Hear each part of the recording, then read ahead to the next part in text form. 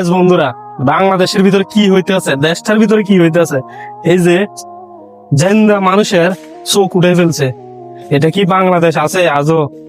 মানুষের ভিতরে কি মানুষত্ব বোধ আছে মনে হয় আপনাদের? এই যে 4-5 জনে ধরে একটা মানুষকে এইভাবে চোখ উঠে ফেললো, তাজা প্রাণ। এটা কি মানুষত্ব বোধের ভিতরে পড়ে? দেশের ভিতরে কি এখনো মানুষ আছে আপনাদের মনে হয়?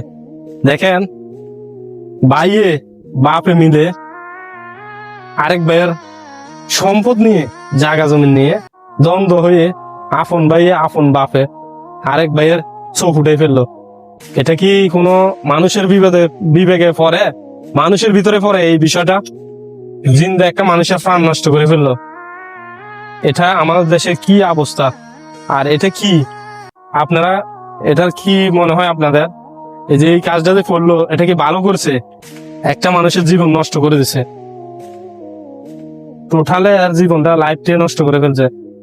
জায়গা জমিন দ্বন্দ্ব, বাপে ভাইয়ে মিলে আরেক ভাইয়ের এই যে চোখ নষ্ট করে ফেললো, এটা কি ভালো হয়েছে? তো আমরা প্রশাসনের দৃষ্টি আকর্ষণ করি এগুলার সুষ্ঠু ভালো বিচার করার জন্য।